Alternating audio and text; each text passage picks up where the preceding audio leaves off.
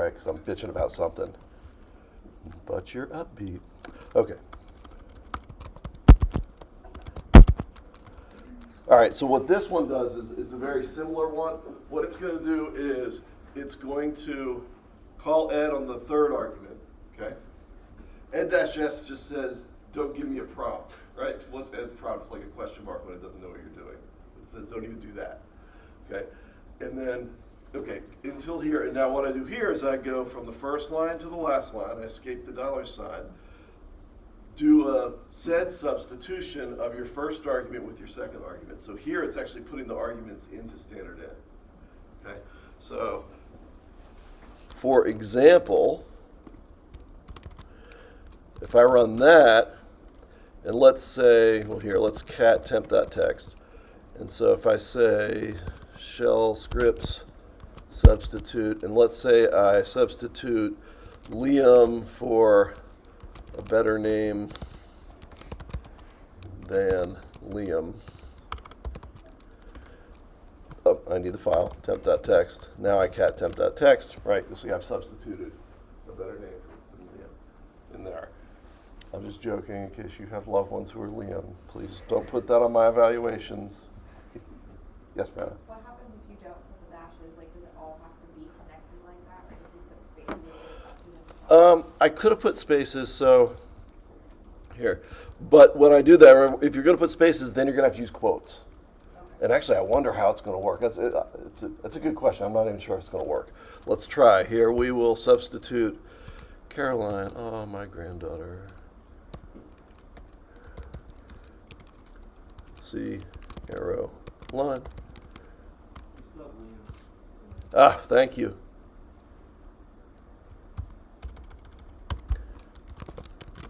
No, there it is. Yeah, it worked just fine. I'm trying so hard to get her to sign her name like this to me. Her nerd name, C arrow line. She's 6. I get it about 20% of the time.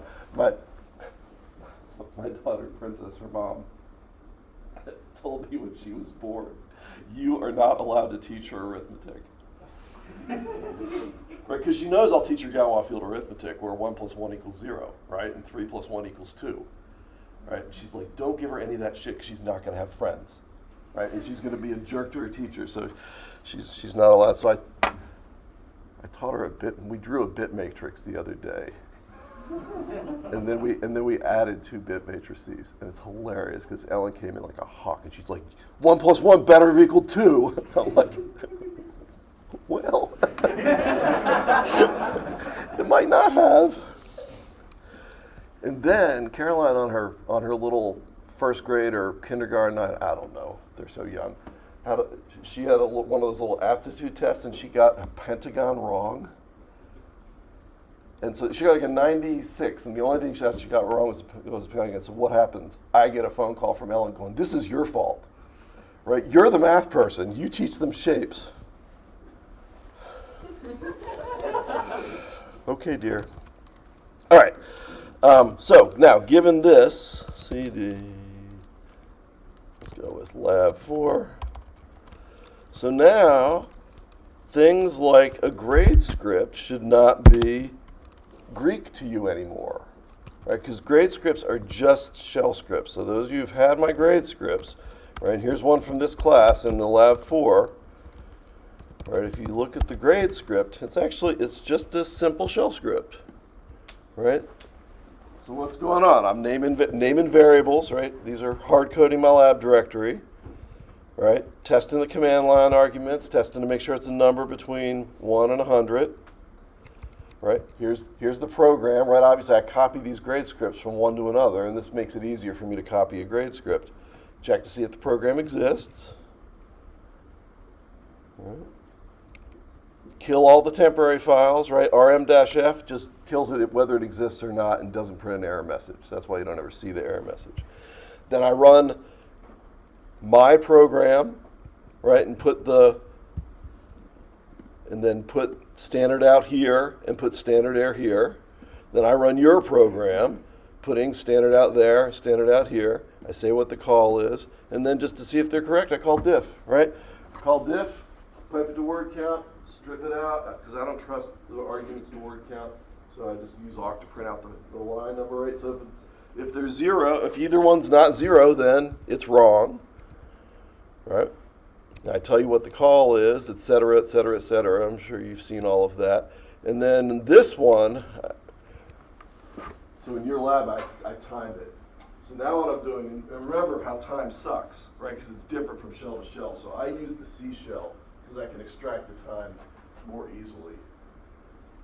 Yep. And then check that. Right, so it's all these grade scripts, you can just read what's going on, hopefully. All right, you can see what's going on. Okay, we'll do more. Do we want a clicker question? Try to decide. No, we'll do it later. We'll do it later, Cookie. Okay, I'm going to teach bloom filters. How many of y'all know what a bloom filter is? Heard of it.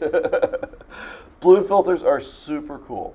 They are a cool data structure. I can tell you, I would have never come up with a bloom filter. And then when I did learn what a bloom filter was, I was like, this doesn't work, right? But it does. So I'm pretty pleased about that. I'm pretty pleased that an algorithm actually works. Okay, so here's what a bloom filter does. So bloom filter, it's very simple data structure. You are going to store data, right? And then retrieve data. Well, not retrieve data. Confirm whether, E-T-H-E-R, you stored data. Okay, now, given Abram's talk right now, right, if we used a hash map for this, what is storing data? I'm going to hash it, right? If I hash it and I store data, what's the overhead? It's O of 1, right? Retrieving data, confirming that you have data, O of 1. So it doesn't seem like we want to get much faster than O of 1. But the key with the bloom filter is, it is O of 1, but it uses far less storage than a hash map would. So your storage costs are way reduced, and that will reduce your runtime. Now the gotcha with a bloom filter is, no is correct. Well, no, there we go.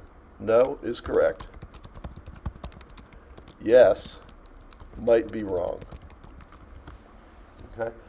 And we can gauge the probability of how often yes is wrong. So we can make it so that the yes answer is wrong with a very small probability. However, in an application where you need to use a bloom filter, right, you need to be able to tolerate the fact that your yes answers might be wrong. And this is why bloom filters are typically used in caching type applications, where if you're wrong, it's not a correctness hit, but it's a performance hit. Okay, so let me give you the example. This is my classic example, one of my classic example apps. By the way, in the lecture notes directory, I give you 2 additional applications of bloom filters. I'm not going to talk about them, but they're there. They're pretty cool. Okay, so this is what I call the Akamai application. All right, now in this, Akamai was one of the original web caching companies, like 1990s maybe. I mean, that old. Okay, and what they did is they made a realization, or observation, is for them was that 75% of their web download requests were unique. Okay. Unique meaning over a certain period of time when their clients wanted to download something, there was content that was only ever downloaded once. It wasn't downloaded more than once, which means, right, this is a crappy thing for caching, right? You don't want to cache this because no one's ever going to request it twice, so there's no point in caching it. So doing a caching strategy where when someone downloads something, you cache it instantly, right, and then use like an LRU cache so that eventually it falls out of the cache, was a bad way. It was a wasteful strategy, is what they determined for that. So what their strategy was, only cache something the second time it is requested. Okay? So by doing that, now you're only caching well, it might be less than 25% of data, but the 25% of requests that are just to data that gets requested multiple times, that's the stuff you're caching. So you're going to improve the performance of your cache, or certainly improve the efficiency of your cache. Okay? And so what they do is they use a Bloom filter for this. So you use a Bloom filter. And here's the way you use the Bloom filter. Okay? When you download something, we'll just call it X, you check it in the Bloom filter. Right? Now the first time it's downloaded, it's not going to be in the Bloom filter, right? So if it's not in the Bloom filter, then put it there. Okay? If it is in the Bloom filter, then check the cache. If it's cached, then return the cached copy. Put it here. If it's not cached, cache it. Okay? So you see how this works. The first time you look for something, it's not in the Bloom filter, so you put it in the Bloom filter, which is cheap, right? And then you go away. Next time you look for it, if it's in the Bloom filter, now you check the cache. Have I cached it yet? If this is the second time you've seen the data, it hasn't been cached yet, that's when you cache it. And then the third and all subsequent times you look for the data, you're going to find it in the cache and return the cache. It'll be in the Bloom filter. And then you see how the incorrect yes answer gets tolerated here, right? Because if you look up something and it's in the Bloom filter, but it actually wasn't in the Bloom filter, it hasn't been stored yet, then what's the penalty? Well, you might cache it. You're going to look for it in the cache and put it in the cache. So your yes answer means you're using your cache inefficiently, but again, it's not a correctness thing. It's just a performance thing. Okay? Okay, so we'll go over this example again. I've learned from experience that sometimes you all find it confusing. When's class over? 35, right? Okay. Pretty good. Okay, so how does it work? All right, so we're going to have some variables. N is the number of items distinct, you'll be storing in your Bloom filter. M is the number of bits in your Bloom filter. And rule of thumb is M is roughly 10 times N. Okay, so now think of this in terms of a hash table. What's our rule of thumb in a hash table? If we want to create a hash table for something, and we want it to be fast, so we're not doing hashing to buckets, but we're actually hashing using open addressing. From CS 202, you learned this, hopefully, right? What was the rule of thumb is how big my hash table should be? Yeah, twice. So a hash table will have 50% empty, 50% full. By doing that, your average number of collisions is a half, right? And that's good. So that's what you do. So here it's 10x. So that seems bad. However, in a hash table, you're storing the data. In a Bloom filter, you're not. In Bloom filter, you're just storing bits. So it's a big difference between a hash table. Like the example I like to give is, let us say let's just say I'm wanting to use a hash table to do this. What am I going to do? I'm going to take my data, I'm going to hash it. Let's say I hash it to a 4-byte hash. Well now, okay, and so let's just give an example. Let's say n equals 100, okay? In a Bloom filter, this is going to take 1,000 bits, right? Which is equal to what, 125 bytes, something like that, right? It's pretty freaking small. Right? With a hash table, you're going to have to figure out what the size is that you're hashing to. So let's say you're hashing to 4 bytes, and now your hash table has to have 200 entries in it, right? 200 4-byte entries. So it's going to be taking up 800 bytes. So this 10x is quite different, right? Even though it's 10x bits, it's not including the data, so it's smaller. Okay. All right. And then k is the number of hash functions you are using. Now, I don't know about you, but like if we were playing the game Categories, have y'all ever played the game Categories? And the category was hash functions, I'm guessing we're not getting out of the first row, right? So I can't. What can I name? MD5, SHA-1. The three that we used in CS202, well, one of them we called bad. I got 5, right? So this is the first part of Bloom filters. When I read it, I'm like, this is stupid, because no one uses k hash functions. However, if you have one good hash function, now you have an infinite number of hash functions. Why?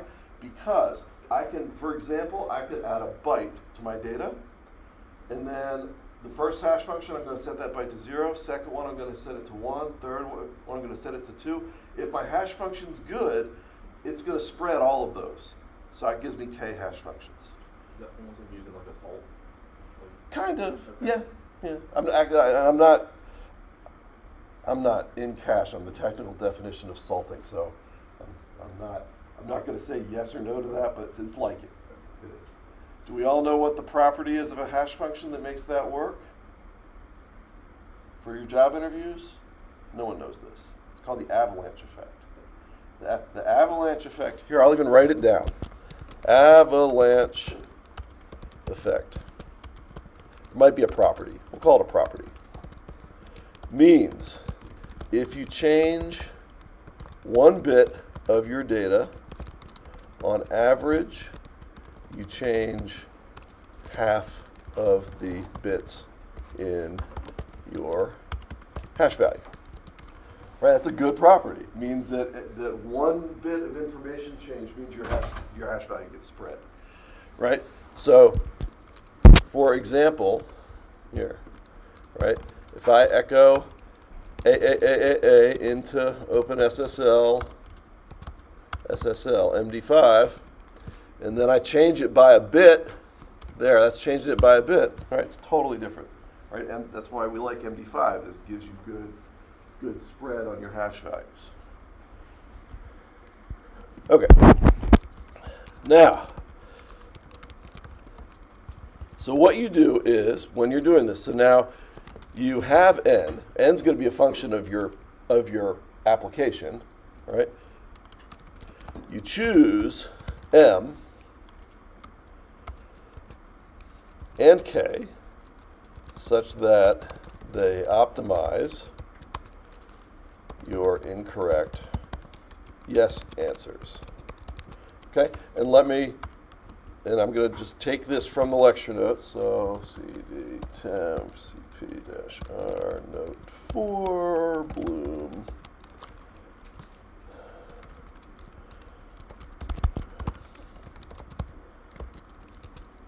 I think I have it as a picture. There it is. One of the worst pictures ever. I love it. Look at this when I blow it up.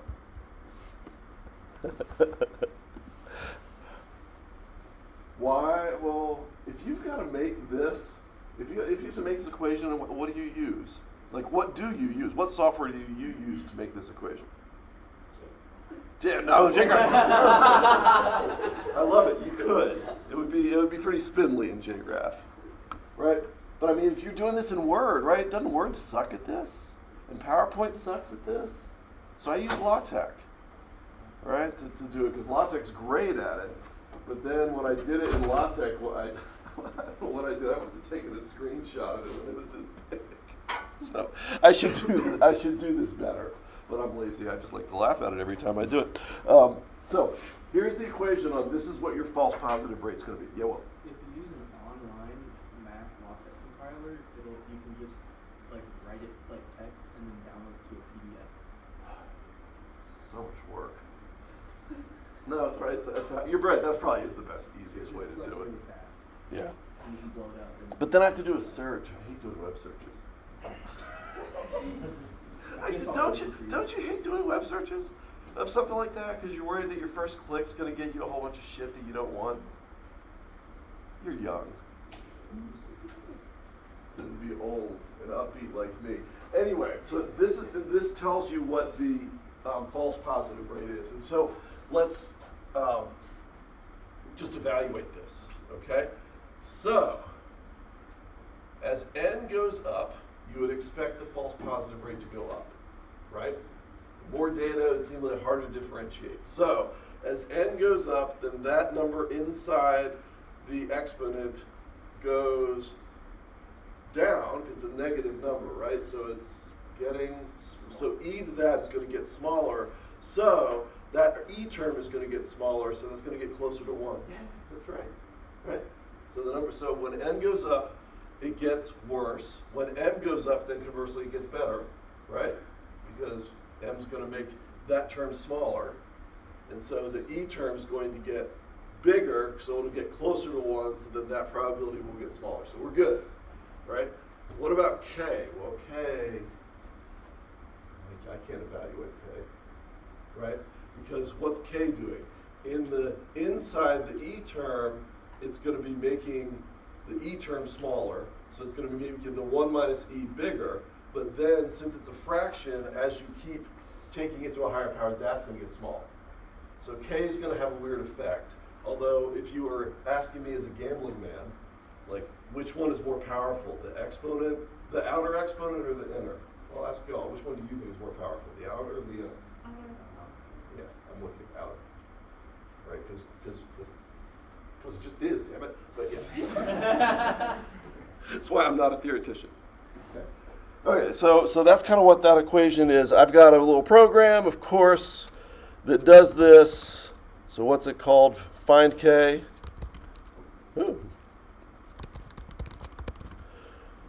Okay, so if I call bin find k, right, I can do it. So let's do, what should we do? Let's say we've got 10,000 elements. Let's say we're going to multiply by 10 as in the recommendation. Then what this program does is it just starts, this is a dumb program, it just starts k at 1 and keeps increasing it until this value starts to increase. So it's going to go down, it's going to hit a minimum, and it's going to go up. And so that's what's going on here. Okay, so optimal value of k for this is 7, and this is what we can expect, right? We can expect 8%, I'm sorry, 0.8% false positive. That's small, right? That's a very small number of false positive rates. Okay. Do I click yet? No. I tell you more. Then we click. Yes, Brenna? I'm just confused. Why does the number of bits improve? I'll get there. Okay. Well, because actually, I had a hard time with this. Intuitively, I still have a hard time with it. But one example showed me, so I'll get there. Let's figure out how it's implemented first. All right. So what you do is you take your data, you hash it k times. Okay. You take each one of those hash values and you take it modulo m, and then you set that bit in the Bloom filter. That's it. Okay. Hash k times. Each k value gives you a number between 0 and m. Set that bit in the Bloom filter. Okay. So when you want to see if something's in the Bloom filter, you just do the same thing. You hash it k times, and you check each of those k bits. And if they're all 1, you say yes. And if any one of them is 0, you say no. Okay? So that's why the no answers are reliable. If there's a no, it could not have been put into the Bloom filter, because if it had been put in the Bloom filter, each one of its hash bits would have been set. Okay? But then that's also why yes can be wrong, because those bits, right? And as you get more things, those bits are going to start filling up. This is the part I had a hard time with. So now let me give you the intuition that helped me understand why it works. Okay? Let us suppose my Bloom filter is half full of bits. Okay? Right now, it's just half full of bits. Half of them are set, half of them are not set. And I want to see if something's there. Well, when I hash it the first time, what's the probability of me getting a 1? It's 50%, because my thing's half full, right? And the hash value is a random number. It's 50%. I hash it again. Now what's the chance that both bits are set? 25. 3 bits set, 12, right? Each hash function reduces the probability that you're getting all the bits by a factor of 2. when your bloom filter is half full, right? So that's good. That convinces me, right? If I've got a bloom filter that's halfway full and I've got 10 hash functions, then my probability of getting a false positive is 1 over 1,024. All right? So I'm good. Now, as your bloom filter fills, that probability gets worse, right? And as your bloom filter is empty. And that's why these things are so interrelated. And that's also why, and this is something that's key, N is the number of things in your bloom filter. It's not like the number of things that are going to be in your bloom filter. It's the number of things that are in your bloom filter right now. Okay. Yeah. So each time you hash something and you go to put it in the bloom filter, you're setting k bits each time? Yep. So in terms of K, I'll get you Will. In terms of K and M, M is a measure of your space overhead, and K is a measure of your time overhead. Okay. Yeah, well. So when you find something in your cache and return it, do you just like check if that value is correct? Well, yeah, so like in the Akamai, so now think about the Akamai example. What happens is when I get a yes back, then I go check the cache, and I'm probably going to check the whole hash. Then I'll either do a byte for byte check, or I'll do like a full 32-bit hash check on it. But you check to see if it's there. So basically, when you get a yes answer, you usually need to check, was it really a yes? But in the case of the Akamai example, the yes answer is saving you so much time that the check is in the noise. Is a false yes a definite no? Or do you potentially... The problem with the false yes is you don't know if it's a false yes, so you got to double check. Okay. It's like, so if you find out that you've gotten a false yes, so if you return Right. yes, you find out that it's false. Right. Is it possible that it could still be there, or does that mean No, in that example you're confirming, and in the Akamai example they don't even care if it's a false yes or not, because what is a false yes? A false yes just looks like the second time you've seen data, when in fact it's really the first time you've seen the data. So all the false yes does is pollute your cache with too much stuff, right? And again, in this example, you got to differentiate cache from bloom filter, right? Your bloom filter is the first level, right? The other place I've seen these used, sure, I can mention lawsuit. When I was an expert witness in EMC versus Pure, EMC had 3 patents that involved deduplicated storage and bloom filters. Because, do I need to tell you what deduplicated storage is? I do, don't I? Okay. Deduplicated storage came about because of archives. So now imagine your UT hospital, okay? You've got a shit ton of medical records, right? And you're gonna have to have some HIPAA, I don't know if it's HIPAA or whatever, whoever's certifying you as a decent hospital, you're going to have guarantees on how you're storing that data, right? Like this data is going to be available for 10 years. It's going to be there for power failures. I'm going to keep X copies of it, et cetera. And so what does someone like UT Hospital do? Every day they'll make a backup, right? And they'll make a full backup because making an incremental backup is a giant pain in the ass, right? So they'll make a full backup, and so where do you back it up? Well, they'll buy a big old tape system. Now, this is 10 years ago. They'll buy a big old tape system because tape is dirt cheap, huge storage capacity. Archives you never read anyway, right? You only read an archive when a catastrophe has happened. And so that's why tape systems were being sold, was for companies needing to do archiving. Same thing. UT, their mail system, their mail server, UT backs up all that crap. They've got to because it's illegal, right? So they've got archives, and so data domain. When did data domain come about? Data domain. There it is. Data domain. When did it come out? They're not telling me. Oh, that's not the company. Oh, here it is. Company. 2001. Founded by my PhD advisor. I've never had the balls to ask him how much money he made on it. Right, because I know he had to make a shit ton of money on it. Anyway, Kai and Hugo and Ben came up with this idea of let's build a deduplicated archive system. And it was very simple. all you do is you take your storage blocks and you hash them, and then and you use that hash to decide whether or not you've seen it before.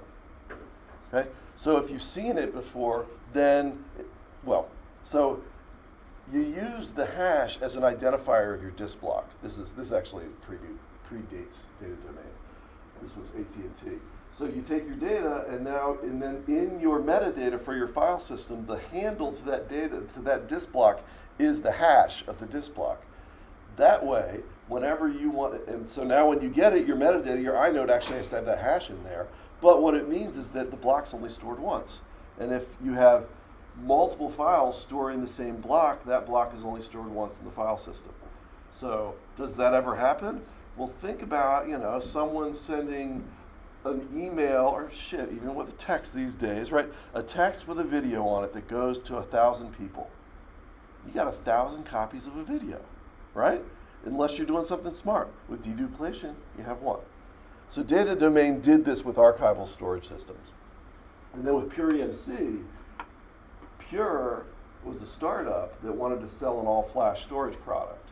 And flash is expensive compared to spinning media. So it's actually kind of interesting because Pure took the comparison of flash to spinning media in the same way that data domain took spinning media to tape.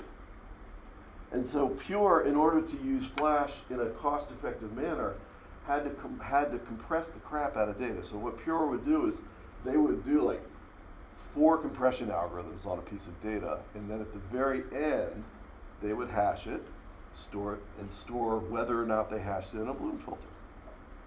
Right? And then that was it. They used that then to compress how much they were being stored, and then whenever you look something up, I'm not forgetting, it might have been on storage. On storage, if it was already in the Bloom filter, they would actually do a byte-by-byte check to make sure that it actually was being stored, so that in case you had a false positive, you didn't lose data. And so what happened? EMC sued Pure because 3 of those patents of data, EMC bought out data domain, which is hopefully what made Kai rich.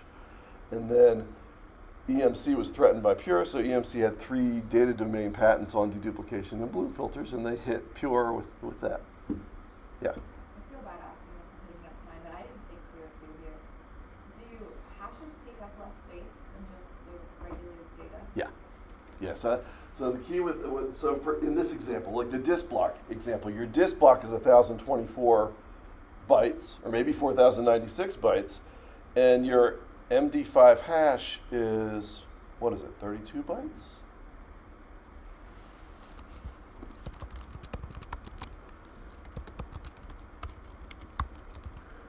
All right, pipe that into word count.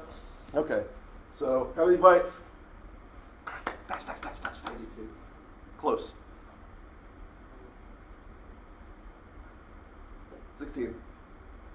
Remember, each hex digit is 4 bits. So each pair of hex digits is a byte. So since that included the new line, so that was 32 digits, that means it was 16 bytes. So it's a 16 byte hash. So yeah, it's much smaller than the thing. And then what are your guarantees on that? Well, 1 over 2 to the 16 times 8, right, is your collision. So that's pretty damn small. Well, Does this apply to things like a whole video file? yeah. How do you hash a whole video file? Same way. MD5 is, now I'm not going to teach MD5 because that stuff bores me to tears. Which, when I teach Galois field arithmetic, you're going to be like, and this doesn't bore you to tears? But yeah, that's the whole point of algorithms like MD5 and SHA-1 is that they'll work on any general purpose bytes and they'll give you good. So it doesn't matter how big it is, you're still going to get that hash. Right? And in some respect, and again, your collision rate is very, very, very low. It isn't. So I'm so old. One of my colleagues, well, back when I did checkpointing research. So what is checkpointing? Checkpointing is where you save the running state of your computer to disk, so that if you have a failure, you can start from the middle. And so the problem with checkpointing is they're big. And so one of the things you often will do is you'll store the difference between 2 checkpoints rather than the checkpoints itself. Sounds very much like what we're talking about, right? It sounds like deduplication. right? Not surprising, my PhD advisor. And so one researcher decided that they would use hashes to decide when your checkpoints differ. And that offended my colleague so much he went and proved it wrong. And basically what he was saying is that if you have a computation that's involving 64 computers and each one of them has, gigabytes of RAM, you actually have a non-zero probability of a hash collision, right? And if you're not checking for it, now your computation's wrong, right? And the plane falls out of the sky. Okay, let's click. We have 14 minutes.